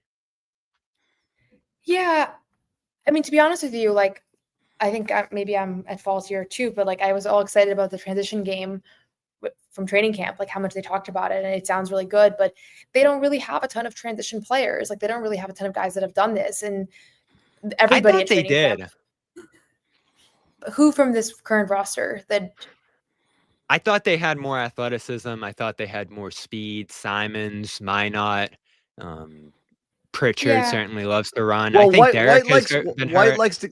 White likes to Yeah. get out and run, for sure. I don't get think why we Thad haven't seen it. And Joe has almost relented the last couple of times he's talked about it. Like someone asked him after the last game, "What's the difference this year? Why what plays to your strengths this year stylistically?" And he was like, "Defensive pressure, offensive rebounding, and a little more pace." Like he was like, "Yeah, we're playing a little bit fast." He's been asked, "Is the pace where you want it?" Yeah, we're kind of getting to where we want to be in the shot clock, but we're probably a second or two behind where we want to be there. And then he, disparages the pace stat, which I agree with, but when you're last place in pace, it does say something, which is where they've been. Right. Yeah, I mean they it haven't might played not be fast. perfect. You don't need the stats always to say that. But I don't know how much you guys have covered here, so I don't want to jump into things that have already been discussed. But No, we'll start all over. Before we do, I got to get a couple things out of the way, and then you can get to your point about the game here. Some super chats here. Cool Che 84 throwing in 20 for Kada. Kada has been great. The He's our Garza future hate backup, kills me. not our future starter. Someone please Celtics pride Garza and hold him hostage. So that's a movie, Noah. So Joe doesn't play him. Please, God, play Minot at the 5. More Walsh. Our front court is hot garbage. Yeah, thank you for the donation, guys. And we do appreciate it. Let's throw this up. Action Benz. Jaylen has to learn to be scrawny and pathetic and play with no pride like Brunson or SGA. Those guys live at the line with far less contact. Honestly, Noah, that's kind of just a tongue-in-cheek way of saying exactly what you were saying. Is the physical guys get fewer calls because they're strong and they're initiating contact and they muscle through it and they're not flopping and they're not trying to buy fouls. Jaylen And that's the thing. He's a tank. He's not trying to buy fouls at all. For sure. Roland 24. Can we stop yapping how wide open our shots are? Okay. I'll stop. And Jay cancel Roman got the 45% field goal, 35-3. But no 53s, talking about the game approach for tonight. The Magic Thank you guys limit again. their 3 attempts. They did. They were under 40 right now. Thank you guys here for donating. You see it up on the screen. You can support the Garden Report with Super Chat donations. The proceeds are distributed to the hosts of the show. And, while it's not expected, it is certainly welcome, and we do appreciate it. So feel free to go ahead and donate. We'll put your comment on the screen and we'll talk about it and give you a shout out, but we do thank you very much. So Noah, you can start all over wherever you want to go in this game. We've covered most of it. So what's on your mind? Yeah, I think one of the things that I'll say is this team, I don't think Kada played like a great game today relative to a couple of the previous ones, but when he's off the floor, like it has been a big struggle. Like there's no denying it that when he's off the floor, they're looking for solutions. I think Luka Garza struggled in this one. I think him and Anthony Simons coming in together defensively, midway through that first quarter has routinely been a spot where I see like a defensive decrease in what this team is capable of. And honestly, I think Anthony Simons plays very hard. I think he wants to play the right way and he wants to buy into winning and all of that, but he keeps making these little mistakes that just other guys in the starting lineup and guys like Jordan and Ugo just haven't been making. So every time those two guys are on the court together, I feel like this team is giving up quite a bit on the defensive end, and that gets counter to their identity and kind of what they're trying to do. So I think they both bring things to the game that are important. Hauser's in that boat too. Simons, Garza, and Less Hauser so, Kada, but they have been playing as a trio. They've been playing together, and I think no one's help. No one. You can hide one. You can't hide all three. Yes. Yeah. So I'm not in the business of really critiquing rotations because I think there's a lot that goes into it that I don't even see, especially for the first time around. But off of my initial instinct of like seeing those three coming in together, like it continuously has kind of taken away a little bit from their identity of what they seem to be trying to do. It's not a critique, Noah. I think it's just. I think they might just have to play it right. It's the reality, right? And so, we did talk about that earlier. Is Kada, for all of his imperfections, his on-off numbers are undeniable. But the bigger issue with Kada is that the drop off, the value over the next guy is so. He was a +7. And look, we thought everybody, we thought the entire big man rotation was going to be a problem, and Kada has been a real pleasant surprise. But it's even more stark. The difference between him and the next man up is enormous. And I didn't know if that was going to be the case. Garza is borderline unplayable. And look, this was a fear, when you're bringing in guys, look, and look what they've done between Garza, Boucher, Minot, maybe even throw in Walsh, and then Hugo is 19 years old. It was Tillman was Baylor out as tonight. well. And Tillman, it was possible. All of those guys were unplayable. So the fact that you're getting very good contributions out of Minot, Ugo's minutes have been great. When he's coming in, and Walsh the last 2 games, just straight up energy and his rebounding and just being active has given them a huge boost 2 games in a row. All of those are positives that could have gone in the other direction, but you do have a couple of issues. The Boucher is completely buried right now. If Tillman, he can make a comeback. I feel like we'll see. Maybe Tillman, you're not going to get much there. We're just talking about guys who might slide in. Tillman wasn't here tonight, by the way. Tillman was not. Right. Yeah. And the other is Garza. I'm just saying who you might pick from. So the drop is huge there. I think you're always going to, and that's why they've had those brutal second quarters, right? Oftentimes you just get that massive dip there when those guys come out. And we asked after last game, Noah, can he play more? And they did tonight. And I don't know. Did you feel like the 30 minutes is what caused the miss layup and some of the mistakes from him at the end there? Not necessarily. I asked Joe about a couple things related to Kada pregame. One about the net rating thing, and I do think he said it himself. Kada's been a lot better recently than he was even at preseason and a training camp. Like he's been on an upward trajectory, which for Joe, that's very specific feedback. He doesn't usually say stuff like that about players. So I think that he is gaining his trust more, and he is trying to kind of play him more and more. He also said later, a different question that I asked him, that the way that they're trying to play, it is impossible to have long stints, and so. That's been everybody. Obviously, somebody like Jaylen Brown played 36 minutes tonight, but Jaylen doesn't play at 100% speed the entire time, right? Jaylen knows how to kind of, I don't want to say load manage, but he's a veteran, right? He knows how to kind of pick his spots and moments on the court. So I think with Kada, it's more of a wind and I think they probably would want him to play a little bit more if he could. But they're also matching him up with who he's going up against and the opposing team center and all of that. But 30 minutes from him tonight, it's great. I'd love to see that continue. And the fact that he continues to be a positive in the plus minus in a game that they lose by 13, he was a +7, and he was a part of that fourth quarter group that led up. So this is only the second time ever, by the way, that he hit 30 minutes. I'll just say on Kada, he makes a lot of mistakes still. Tonight feels like, he didn't have a great game. I completely understand why Joe is so hard on him and why Joe is obsessed with bringing out the best version of him, because I really think he can be a very good basketball player. It feels like it's right there. And the things that he does well, the dynamic that he brings to this team, nobody else comes close to doing.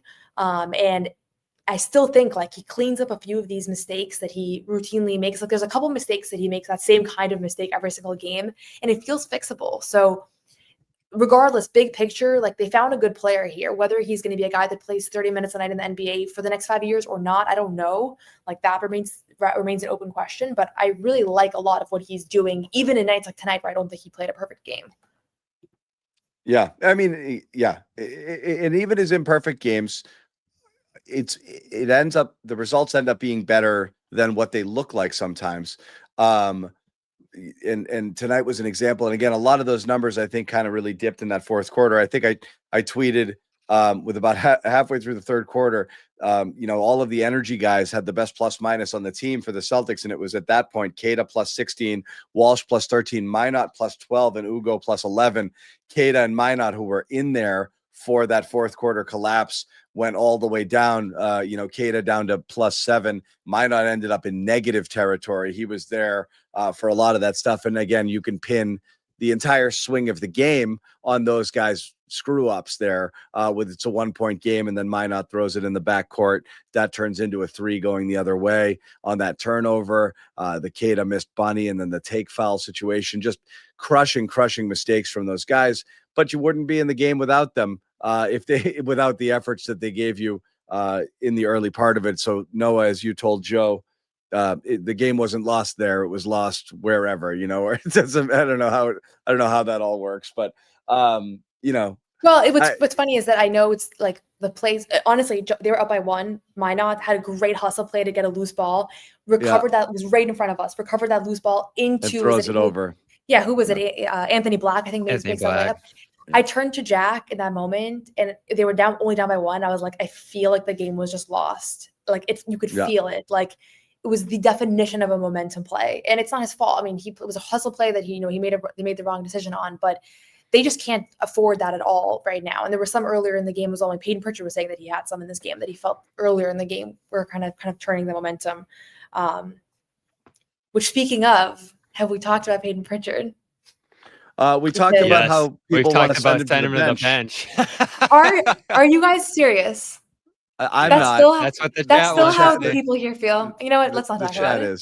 The chat is. Well, the chat I wanted your genuinely thoughts on that. it. I don't understand it, how it's still a conversation here, but I think the question is, how do you get I'll more tell out you of why it's a Simons? conversation. I'll tell you why it's a conversation. The last 2 games, he's picked up 2 quick fouls, gone to the bench, and it's been bad for the team. Yeah, here's why it's a conversation. Here's why Joe is a subject of criticism as well. It's just people struggling with the reality of them not being as good as they want them to be, and just saying change it for the sake of changing it, and not necessarily due to one person. And so it must be Joe. Really? I don't know that there is a secret to the rotations here that Joe is going to unlock. I think he's just throwing stuff at a wall and seeing what sticks. And certainly Peyton Pritchard's not part of the problem here. So the idea that you're going to switch him out is silly. I got to tell you, Noah, the Derrick White hate and slander is insane for a guy who was considered, I would have thought, the most infallible member of the Celtics over the last couple of years, the most beloved. He can do no wrong, plays the game the right way.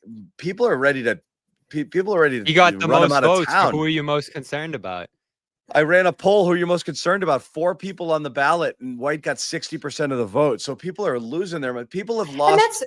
And I think the Derrick White thing, I don't know if that's hate or if that's people being so high on him going into the season that anything outside of like excellence was disappointing. But he actually has looked better these last few games. He has, what did he have? 16 and 10 tonight, 2 steals, a block. Like 7 of 16. I mean, the 3-point shooting continues to be a struggle for him, but I actually think he's looked a lot better the last 2 games than the 3 or 4 prior to that. But I understand, I think with Derrick, what it is that this fan base just believes in him so much. Like people here, and people in Boston think that he's one of the best shooting guards in the NBA, I think, right? And so seeing him come out to the slow start, everybody was like, wait a second, has he just been dependent on Tatum's gravity? Like, is that everything about him? And it's somewhere in the middle. I think maybe he's not the shot creator that some people thought he was, but for the most part, I think he's in a slump that he'll come out of the same way that Pritchard has come out of his. Yeah. Yeah. And I think people are just dying to see Simons get going. And in this game, if we're just talking about this one specifically here, I don't understand how you would get a net plus from moving Simons ahead of Pritchard when Pritchard had a great game in a game where they sat Simons for almost the entire first half. And I do think that's not the best play by Joe there. Like, I get you want to go bigger. I get you wanted to get something out of Ugo and Walsh, who was playing decently there. But you're in the process of trying to integrate Simons and get him comfortable and find out where things are going to work for him here. And what are you getting out of sitting him the entire first half? I don't understand that. I don't think Simon's struggles are related to the fact that he's buried behind Pritchard. I think Simon's just in a vacuum hasn't been utilized enough. Yeah, I think there's the offensive questions. Like, this is a guy that can score a whole lot more points than 11. And it was good to see him find a rhythm in that fourth quarter. I think he scored all 11 points in the first 5 minutes. But Simons himself said that the reason that he got pulled was more because of the energy the other guys were bringing. And Joe, when I asked him about it, said he pretty much just wants him to be aggressive. But my read on it is that he came in and made a bunch of mistakes, and he fouls a lot, and a lot of times they're costly fouls, and he didn't make, he made a couple of defensive errors, and they don't want that. Like, I think it's just that's what he was minus 11 in 2 why minutes. is he being held to that standard? What do you mean? I think everybody is. Who else has been pulled for 2 minutes, like a 2 minute half among the main guys this year?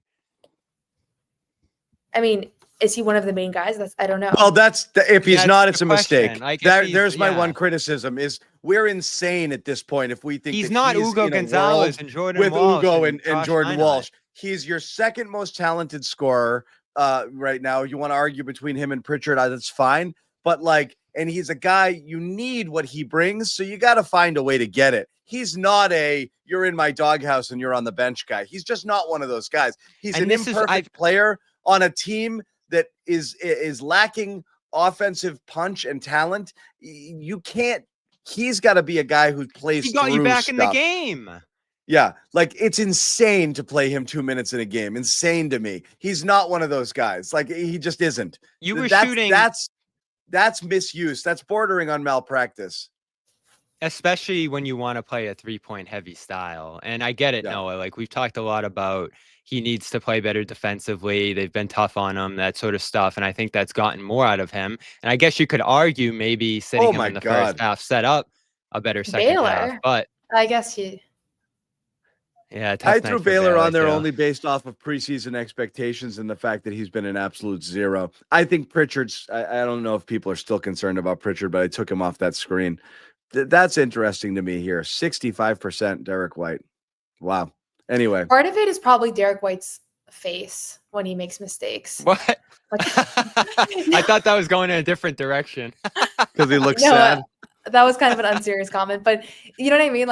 I worry about him because he looks down. You remember him taking that press conference where he had the hood on and he was like, very sad. Tonight. It invokes an empathy in fans, or I'm worried about him. Cheer up, that sort of thing. Yeah. Yeah.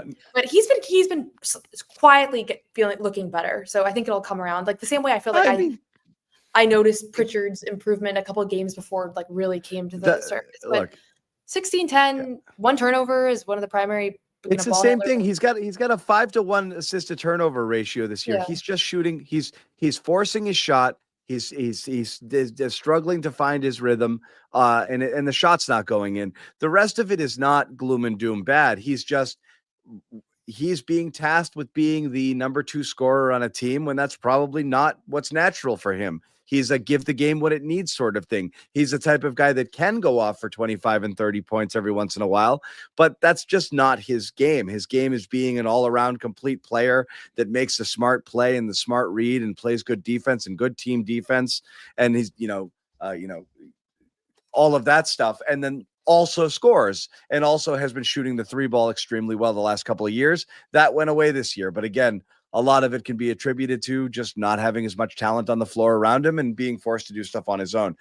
Closing thoughts before we wrap it. We're past the 90-minute mark. Noah, final thoughts? Pritchard said post game. I don't know if I don't think you guys played a sound, but he said that they think they should have won the Philly game and the Jazz game, and they'd be 6-4 right now, and people would kind of be feeling different. That's where they're at.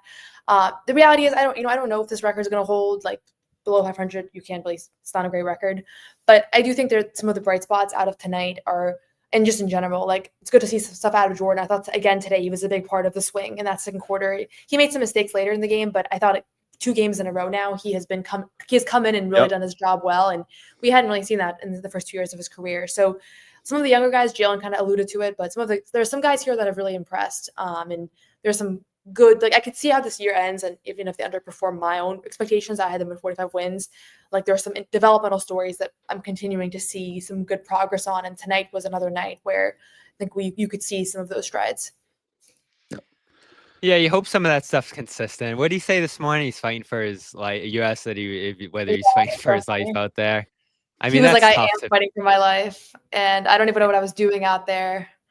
It's tough to have that feeling, like where FD'd been buried for so long. And John, you've made that point too, that at some point this season, you are going to have to try to see what you have in those guys. So I'm glad he got more run tonight, even if it seemingly did come at the cost of Simon's minutes. So that's a tough balance for him to strike right now, trying to stay above water, trying to have a good season here, and trying to get the development. I actually think they've struck it decently to this point by at least prioritizing Ugo minutes and then starting to mix in the Walsh ones a little bit here. The Shireman stuff's been tough, but it's tough, man. So and I don't know where you're at, Noah, but I am getting a little discouraged right now. It's just how little room for error there is here. How many guys are stretched so thin. They've blown 4 games I think they could have had. Go ahead, John. I know, but again, I think we're still looking at it wrong. Like, they're playing well, John. They're just not capitalizing. I know, but again, I still think we're looking at it wrong. Like, it doesn't matter. Like, I don't know that 6-4 versus 4-6 changes anything. It ultimately comes down to, did you draft a good player in Ugo? Let's find out. And anything you see that's positive there is great. Did you find a steal in Minot?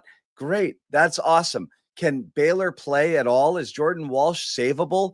Great. Those are great. You're trying to figure out who's going forward with me when this team has a chance to be good again. I just don't care if they're 6-4 or 4-6 now. I'm not going to get frustrated over a missed opportunity on a win or a loss. This is not a team that has any chance of doing anything in the playoffs or going deep this year. And I think once you start looking at it through that lens, you can focus more on the developmental stuff and all the other things and draw the positives. And we can all just do You Got Boston Day After podcasts talking about the positive things that we saw here, because that's all that's going to matter at the end of the day. And that's not a jab at you, Noah. That's actually the proper way to look at stuff is this guy sucks, get rid of him. This guy's great, or this guy's a keeper, or developing Kada. So where we're stuck is that now where you're at, Noah?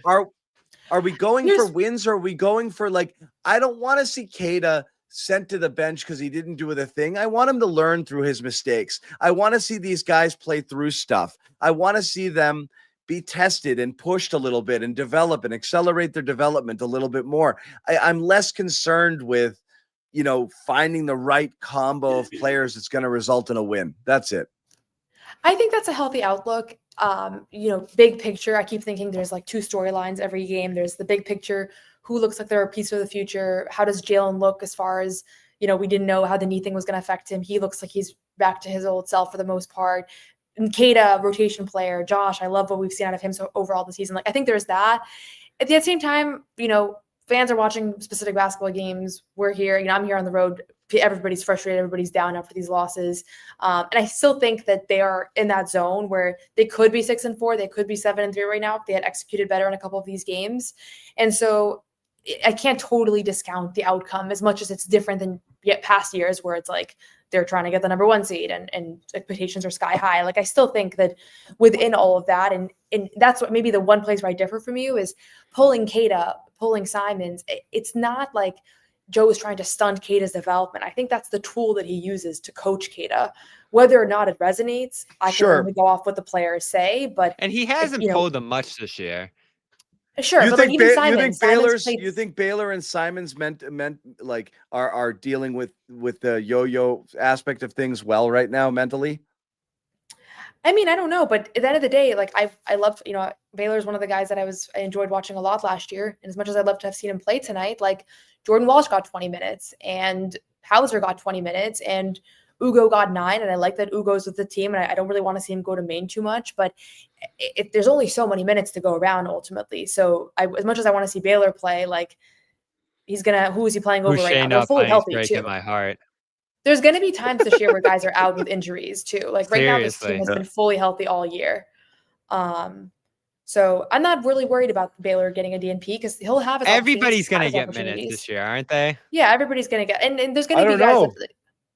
There's been no load management this year, and the schedule has right, and that's why like they do always. Well, Jalen's not going to. Jalen's not. One thing I've gathered, Jalen's not going to sit unless he absolutely has to. And I know you don't give a. I know you don't give a damn about this, John, and maybe you shouldn't, but they do owe it to the veterans to try to stay above water, compete, make the playoffs initially. If things go sideways, what's like twice this record here, 8 and 12, and then eventually getting to like 12 and 18, like the further that goes along, the more this front office is going to look at it and make some decisions, adjust something. Like, as much as Joe's drilling in on this right now, and I don't know how you feel about this, Noah, you can correct me if I'm wrong, but the coaching staff is going all in on trying to win right now and figure this thing out and make the best of this. As We they said should. it from the start. That's their job. The front office is taking the long play here, and they're going to continue to make decisions for 2027 as the this left year hand goes has on. to talk to the right, though, Bobby. That's the problem. I said this at the beginning of the year, and I've always wondered, and this is one of my major concerns. If this is a developmental year in the eyes of management, and Joe's just in win now mode, and he's going to play all of his veterans, 78 games and 37 minutes a night, and with no rest, and then keep some of the younger guys on the bench because they're not ready for prime time yet, then you're not getting what you want out of this year. You're trying to squeeze an extra win or two out of what's being considered a lost season by management and at the expense of developing players. That has to be communicated down with the understanding that you're okay. That when you give a guy an extension like Mazulla just got, that's kind of the wink, wink, you're safe. Don't worry about it. And that's what they did. So if that is how it's going to go, I don't think we'll see it until later. 30 games, 40 games, 50 games in. But they're not going to start the season that way. And again, I'll say it. Yeah. I feel like they've balanced trying to win with getting some of those guys minutes. Like they put Walsh in again tonight. They try to string that thing along. Ugo's been a consistent part of the rotation. Not join the starting lineup. Kada's playing starting minutes every night. Like they are more often than not utilizing the younger players because that's what's on the roster. There's not a lot of veteran talent here that they can lean on and rely on. So some of it's pretty natural. Like they're not just going to, in November, start putting Ugo and Walsh and Sharman in the starting lineup. Like that'll happen in March and April if that's where the season goes. Yeah. Yeah, I agree with that. Yep. All right. Well, we've got another one of these on Sunday. We'll be back. Noah's staying out there in Orlando. I've been told it's going to be cold, Noah. No. Colder. Really? It was beautiful today. Somebody said it's going to drop into the 40s, but I don't know. What city? Noah? What was Whoever's the warm weather Orlando's city you went it. to that was the coldest? That was the coldest place you'd ever been last year? We were frigid in Oklahoma. You and Bobby, Oklahoma. Oh my god! Yeah. Oh my god! I just got it was negative 30 wind chill. That's what it was. Oh my god. That was crazy. Negative 30 wind chill. But the good thing is this trip's going to Philly, so I already packed with like winter clothes too. So I'm ready to deal with whatever. There's a deep freeze coming. Yeah. That one's gonna be good ice stuff. Cold. Thank you, everyone in the chat. Again, keeping it civil. We're not tearing each other apart yet. I think that's great. Good conversation. There. No, we're okay. Everybody's okay. I think people are seeing what's happening. The Simons here. Pritchard thing's gonna turn into a little. I don't think that's gonna. People won't froth at the mouth over that. Joe is gonna get the most of it, whether he deserves it or not, because that's just what people do. And it is what it is. But by the way, after you got mad at me on a media day, I haven't asked once about that, but it's coming. Yeah. Once again, shout out to our sponsors, Prize Picks, #1 daily fantasy sports app in all of North America. Download that Prize Picks app. Use code CLNS. Get 50 in your lineups when you play your first $5 lineup. Pick more, pick less. It's that easy. Once again, download the app, code CLNS 50 in your lineups when you play your first $5 lineup. And Omaha Steaks, you want to get some for yourself or send some as a present heading into the winter holidays. You can do that now. Use code Patriots at checkout. Get $35 off when you order at omahasteaks.com, which currently has an early Black Friday sale of 50% off site-wide with an additional 20% off on select items. Use code Patriots at checkout for $35 off. Terms do apply. The Celtics NBA Cup chances take a hit tonight with a 123-110 loss. Group play here. There's still a shot if they win it and run it up on Brooklyn. We'll see what happens here. But they're back in Orlando on Sunday. What are the other two Cup games? They have Philly, Orlando, Brooklyn. Is there another or it's 3? Detroit. Sure. Detroit's the other opponent. Yeah, so they got a shot. They still have a shot. Bobby's the dream is alive for Bobby, who takes this more seriously than anybody else I know. Nobody's asked Joe or any of the players one question about the cup, by the way. Yeah, it's like an open secret. Yeah. Anyway, thank you guys again for hanging out with us. We will see you on Sunday. Follow along with Noa Dalzell on SB Nation, Celtics blog, Bobby Manning, CLNSmedia.com. Subscribe. Turn on those notifications as well to our YouTube channels here and check it out. And I'm sure you're going to get a You Got Boston tomorrow on the channel as well, because Noah has plenty of there were a lot of positives. This one. Yeah. There were quite a few actually, despite the loss. I actually liked a lot of what I saw tonight as well. So check out Noah for that as well. We will see you guys next time. Take care.